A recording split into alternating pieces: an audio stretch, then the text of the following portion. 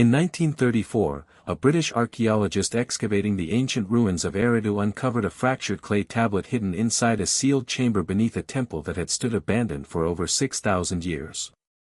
What made the discovery unusual was that the tablet clearly did not belong to the temple itself. Someone had intentionally concealed it beneath the floor, wrapped it in layers of reed matting, and marked it with a strange symbol that appears on almost no other recovered Sumerian artifact. Over the following 11 years, a team of 4 scholars carefully cleaned, studied, and translated the tablet. As the meaning of the text gradually emerged, they found themselves facing a conclusion that none of them wanted to be the first to speak aloud. The tablet was not a record, a prayer, or a historical account. It was a message. More unsettling still, the message appeared to be directed toward us. It was not addressed to the Sumerians, nor to their kings, priests, or any civilization that followed them. Instead, it was written for what the text repeatedly calls the final generation of humans. Those exact words appear in the translation, the final generation, the ending people. According to the tablet, the speaker was Enki, the Sumerian deity associated with wisdom, water, and creation. In ancient stories, Enki was the figure who warned the survivor of the Great Flood before the waters arrived. He was also credited with giving humanity the foundations of civilization itself. Yet many ancient astronaut researchers have long argued that Enki was never truly a god in the traditional sense. They believe he may have been something entirely different, something that came from beyond this world. At the very beginning of the text, Enki explains why he is speaking now. He claims the time is near. He says that those he once warned humanity about are returning, and that the people reading this message will be the last generation with a chance to understand what is about to happen. The tablet contains 7 instructions, 7 final warnings or pieces of guidance that Enki wanted humanity's last generation to know before the arrival begins. When these instructions are examined in sequence, they reveal a striking pattern. Together, they describe something highly specific. According to the astronomical markers hidden within the text, the timeline they point toward aligns not with an ancient Mesopotamian calendar, but with our own. That alone raises a difficult question: how could anyone in ancient Mesopotamia have calculated it? Curiously, the tablet is not displayed in any museum collection today. Its inventory number appears in only 3 known publications, all of them internal reports circulated among a small group of Assyriologists between 1946 and 1958. After that period, the trail effectively disappears. Everything we know about the artifact comes from those reports and from the surviving notes left behind by the scholars who translated it. The lead translator was Hartwig Neumann, a respected scholar whose career focused primarily on Old Babylonian legal texts. He was not an expert in religious writings, and that was precisely why he was selected. The language and style of the tablet differed so dramatically from traditional Sumerian religious literature that specialists in that field were considered less suitable for the task. According to Neumann's own notes, the text felt less like scripture and more like a direct conversation. It did not read like a prayer. It did not resemble a ritual formula. Instead, it felt surprisingly personal, as though someone were speaking directly to the reader. Neumann compared it to reading a letter rather than a sacred text. The tablet also lacked the usual scribal signatures commonly found on Sumerian writings. Instead, a strange symbol appeared at the top. Neumann described it as a downward-pointing triangle with 2 small marks beneath it. In private correspondence, he mentioned that he had encountered this symbol before, but only twice, and both instances involved objects that experts had been unable to classify. He never publicly revealed what he believed the symbol represented. However, the same mark appears again at the bottom of the tablet, immediately after the 7th instruction, followed by 3 words that Neumann translated simply as, "Do not forget." The first instruction begins with a sentence that roughly translates to, "Listen now and remember, because you will not be able to ask again." This opening statement convinced Neumann that the tablet was never intended for repeated study or scholarly debate. It was meant to be read, understood, and acted upon. In his view, the text functions as a warning rather than a document for analysis. The instruction itself is brief but striking. Enki says, "Do not trust those who arrive wearing my face. Do not trust those who come speaking my name, for I will not return in the manner you expect. I will not descend from the heavens. I will not stand before you in flesh. If anyone claims to be me, or claims to speak on my behalf, they are deceiving you, and the deception will be crafted with great skill." Newman wrote in the margins that this passage seemed unusually specific. Rather than warning against false teachers in a general sense, it appeared to describe a very particular act of impersonation. It almost reads as if Enki expected that, during the time of the final generation, someone, or something, would deliberately present itself as him. More importantly, the imitation would be convincing enough that most people would not recognize the difference. Yet this first instruction is only the beginning. The real controversy emerged with the second instruction, the third, and everything that followed. For nearly a decade, Newman and his colleagues debated their meaning because these passages felt like far more than simple advice. Each instruction contains what the translators eventually identified as a marker, a sign, a signal, or a description of events that the final generation would witness in its own era. And before we continue, it is important to understand that the message becomes considerably darker from this point forward. Some aspects of the tablet are difficult to fully explain in a video alone. The complete analysis, including the 7 instructions, translation notes, inventory references, and the astronomical calculations that appear to pinpoint a specific date, was compiled into a separate written document.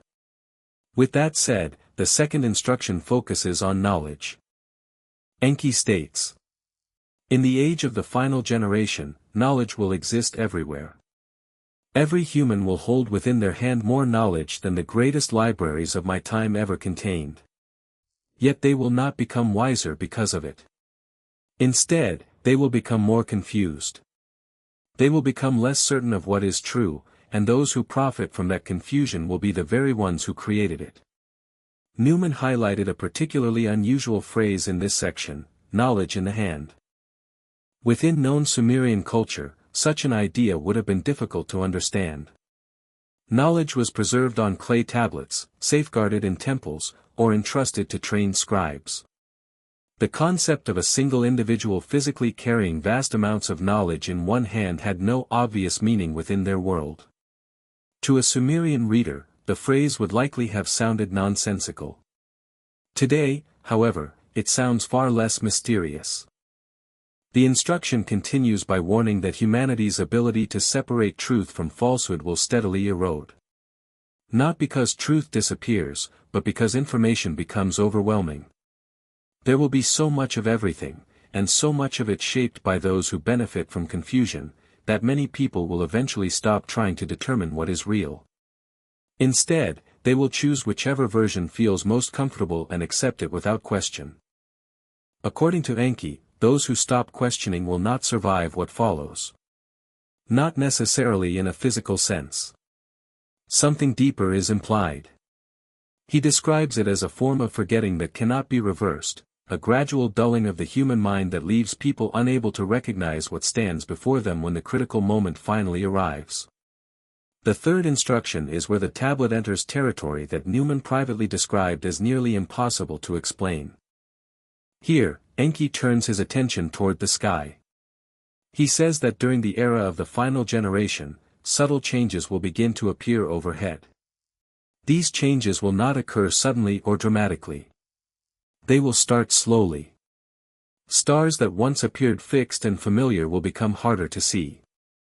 On certain nights, the moon itself will seem different. Those who pay close attention will notice these shifts, while those who never look upward will remain unaware. Then Enki describes something even stranger. There will be lights moving through the sky that are neither stars, nor the moon, nor birds, nor storms. He explains that many such lights will appear. Some of them will be human-made, and there is nothing unusual about that. Humanity, he says, has long been creating small suns and sending them into the sky. But others will not originate from humans. The challenge, according to the text, is that these non-human lights will intentionally resemble the human-made ones.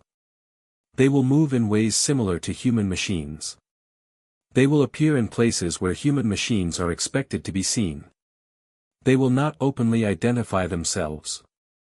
Instead, they will allow humanity to dismiss them with ordinary explanations. One phrase in this section became one of the most disputed passages in the entire translation. Newman translated it as, "The watchers who are already among you will move more freely in this time." Two of his Assyriologist colleagues preferred a slightly different rendering. "Those who wait among you will begin to walk without hiding." While the wording differs, the central idea remains remarkably similar. Both translations suggest that something has already been present on Earth for a very long time. Something that has remained hidden. Something that has been waiting. And according to the tablet, the era of the final generation marks the point at which that hidden presence no longer feels compelled to remain concealed. Enki adds one final remark concerning these watchers. He says they will never publicly identify themselves or reveal their true purpose. Instead, they will become increasingly visible over time, much like something that was always partially present gradually becoming fully visible once it no longer has a reason to hide. The fourth instruction shifts tone completely. The first three read like distant warnings. The fourth feels far more personal, almost like an explanation. Enki says, "For as long as you have been human, you have asked why you exist, why you are here, and what purpose you serve. I have not answered because the answer would not have helped you. But now, in the age of the final generation, I will tell you. You are close to discovering it for yourselves, and it is better that you hear it from me than learn it from what is coming." He then delivers one of the most controversial statements on the tablet. Humans were made. Not created in the poetic sense described by ancient myths. Made. Assembled. According to the text, humanity was formed from life already present on Earth and combined with something brought here from another place. The purpose behind that creation, Enki claims, was not what humanity has been taught. It was not for worship. It was not for servitude. It was for inheritance. Humans, he says, were created to inherit something specific, something their makers could no longer carry themselves. Something that needed to be placed within a form capable of surviving on Earth long after those makers had departed. The instruction continues in a way that deeply unsettled Newman and the other translators. According to the text, Enki explains that the thing placed within humanity is not what people would call a soul.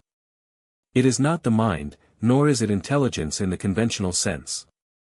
Instead, he describes it as something far older than any of those concepts, something that existed before humans had words to define it. Enki claims that this inheritance has been passed down through every human bloodline, carried from the earliest humans all the way to those living today. According to the tablet, it is the true reason humanity exists.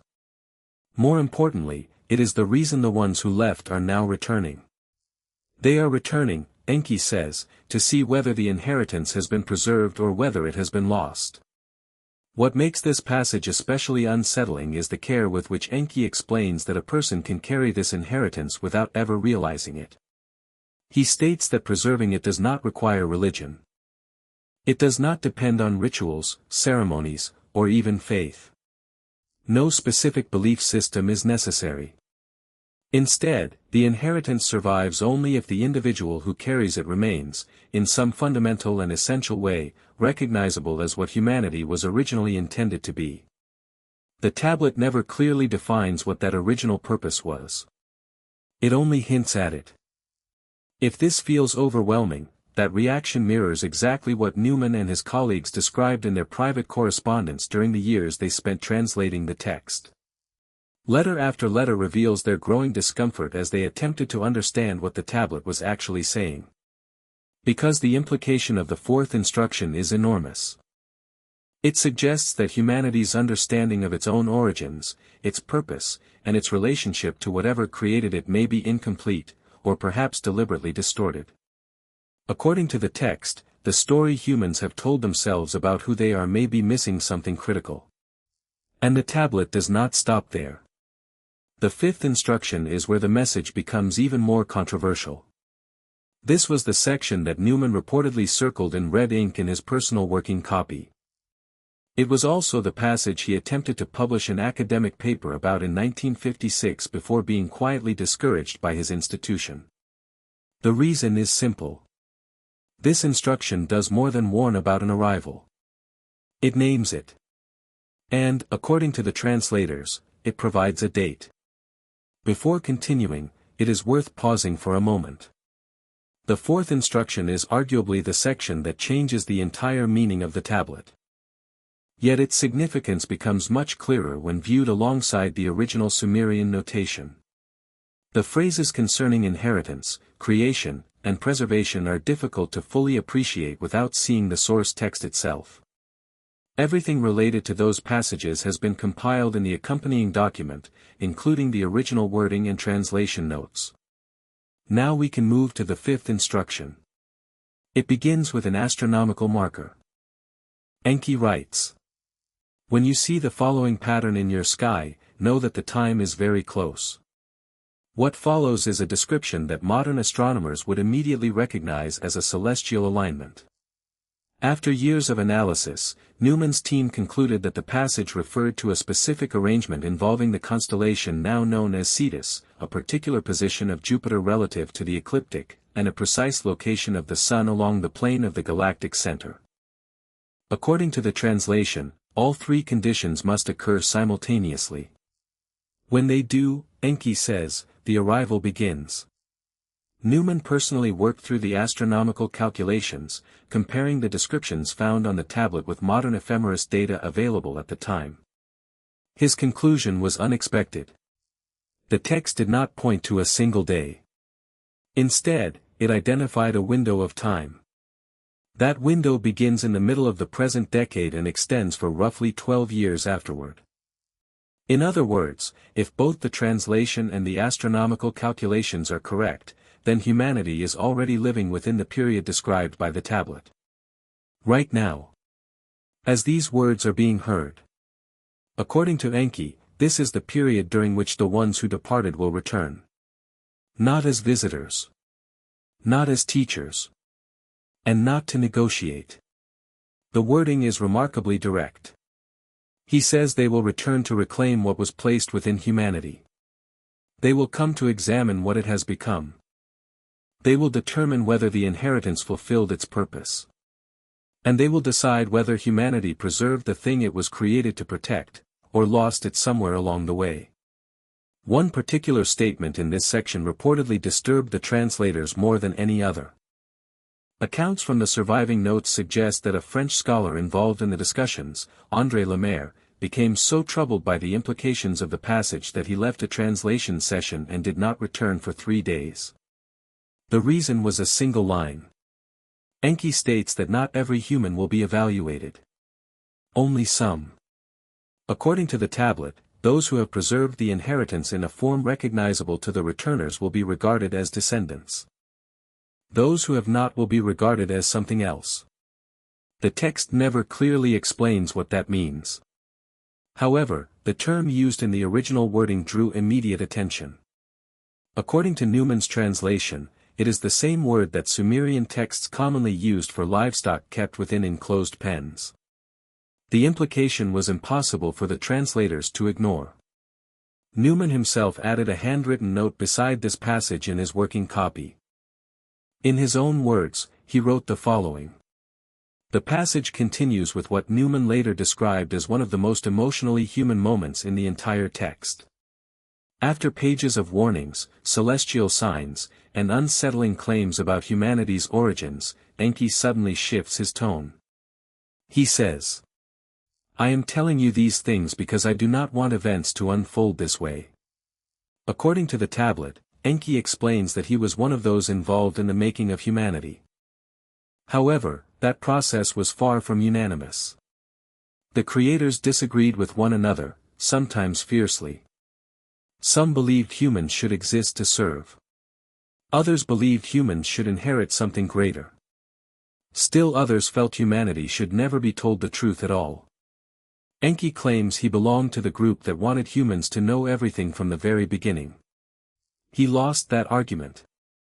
The tablet, he says, represents his second attempt to correct that failure. His first attempt was much more direct. According to the text, he tried throughout history to communicate with selected individuals. Enki states that some of humanity's stories about him, and about other ancient gods, contain fragments of truth. Not the temples. Not the rituals.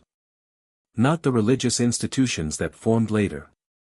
The conversations. Those, he says, were real. Generation after generation, he chose certain people and shared whatever knowledge he was permitted to share. His hope was that they would pass those truths to others. Most never succeeded. Some were silenced. Some were killed. Others were dismissed as mad or delusional. And even when the message was passed on, it often changed. People reshaped it, misunderstood it, or transformed it into something entirely different. According to Enki, many of those original warnings eventually became religions, doctrines, systems of belief, and new reasons for human beings to argue over who possessed the truth. He says that was never his intention. The tablet, therefore, is presented as his final attempt. The direct conversations failed. Time is running short. And, according to the text, the returners are now close. Enki adds that he is not permitted by those above him to warn humanity in a more direct manner than this. Because of that limitation, he chose another path. He wrote the message. He arranged for it to be hidden where it would eventually be discovered. And he trusted that whoever finally found it would understand what needed to be done.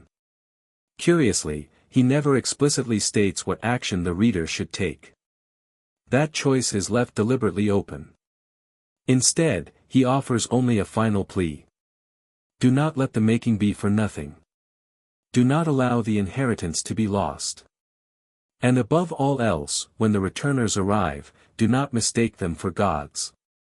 According to Newman's notes, that final statement troubled him more than any other. The wording suggests that many people will, in fact, mistake the returners for divine beings. And if that happens, the implication is disturbing. Anything that kneels before them may no longer be recognized as a true descendant. The seventh instruction is the last one on the tablet. It is also the shortest.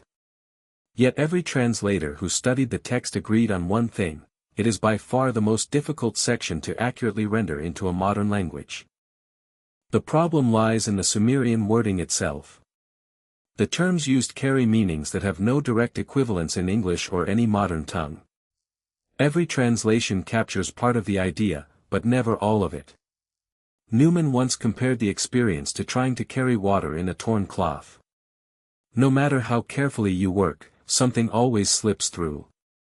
The final instruction begins with a startling declaration.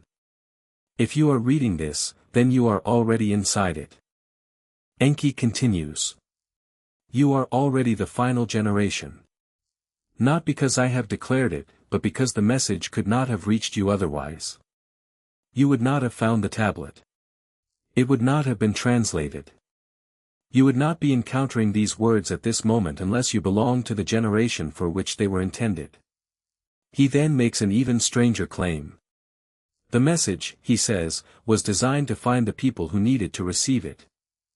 And because it has reached you, you are one of them. According to the text, the final generation is not defined solely by chronology.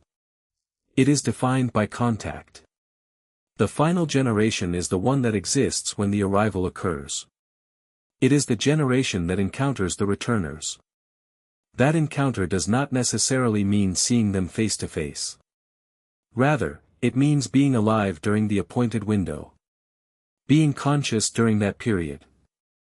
Being human, as the makers understood the word human, when the evaluation begins. Enki goes on to say that most members of the final generation will never realize they belong to it. They will live ordinary lives. They will hear stories about strange lights in the sky and dismiss them. They will notice unusual events and explain them away. They will encounter warnings such as this one and conclude that they are nonsense. And, according to Enki, that is the true tragedy. Because only those who recognize what is happening can prepare for it. Those who ignore it may find themselves unrecognized when the moment finally arrives. Interestingly, Enki never explains exactly what preparation involves. Unlike the earlier instructions, he provides no practical steps and no detailed guidance. Instead, he leaves the reader with a series of reminders. Remember who you are. Remember what was placed within you. Do not pursue those who come wearing my face. Do not follow those who claim to speak for me. When the returners arrive, do not kneel before them. Do not worship them. Do not fear them. Stand. Meet them as descendants. According to the text, that is the purpose of the inheritance.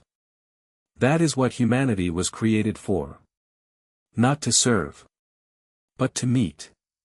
Not necessarily as equals in every sense, but as close to equals as an inheritance carried across vast stretches of time can allow. And if standing proves impossible, Enki adds one final instruction. At least do not kneel. The reason, he explains, is simple. Kneeling is how the makers will know that the inheritance has been forgotten. And forgetting, he warns, is the one condition from which there is no return. The last sentence of the seventh instruction became, according to Newman, the line he could never remove from his thoughts. For the rest of his life, it remained with him. Enki says, I do not know whether you will succeed. I know only that you are the last chance. Whatever you become at the moment of their arrival will become what humanity is forever in the memory of everything that watches this world. Then the message ends. The strange symbol appears once more, the downward-pointing triangle accompanied by two small marks beneath it. Below that symbol are three final words. Do not forget. By 1957, the translation was complete. The four scholars involved shared their findings only within a small circle of trusted Assyriologists. No complete version of the translation was ever published in a major academic journal. Newman died in 1963. The official cause of death was listed as heart failure. Following his death, both the tablet and his research notes reportedly entered a private collection whose ownership remains undisclosed even today. Only 3 surviving photographic plates remain from the original study. Those images are now the primary source for nearly everything known about the tablet's contents. The artifact itself has not been publicly displayed or independently examined for more than 60 years. Naturally, many researchers have argued that the tablet is a forgery. Critics point out that Newman worked during a period when dramatic discoveries could attract funding and attention. They note that no other known Sumerian text uses such a direct second-person style. Nor do any known examples contain such detailed references to astronomical alignment supposedly linked to future events. Some scholars suggest the artifact may be a modern forgery created to appear ancient. Others propose the opposite, that it was an ancient forgery produced by a Sumerian scribe attempting to imitate a divine message for motives now lost to history. Newman was well aware of these criticisms. In fact, he considered the forgery hypothesis seriously. Ultimately, however, he rejected it. His reasoning appears in a private letter written to a colleague in 1962. The full argument is lengthy, but the core idea is straightforward. Newman believed that the tablet's combination of detailed astronomical references and concepts that appear surprisingly relevant to modern society would have required an extraordinarily unusual forger. Yes, the celestial alignments could theoretically have been calculated in modern times. But other elements raised difficult questions. The image of knowledge in the hand. The warning about humanity losing its ability to distinguish truth from falsehood. The prediction of false divine messengers and convincing impersonations. According to Newman, either these ideas were genuinely ancient, or they were created by a modern individual possessing an extraordinarily specific agenda, immense resources, and an almost unimaginable level of patience. In his view, no convincing motive adequately explains such an effort. Whatever the tablet truly is, the fact remains that its message exists. Someone wrote it. Someone preserved it. It was translated. It was studied. And whether one accepts its claims or rejects them entirely, the message has now reached us. Its central warning remains unchanged. It says that we are the final generation. That the window has already opened. That the returners are approaching. That the inheritance will be evaluated.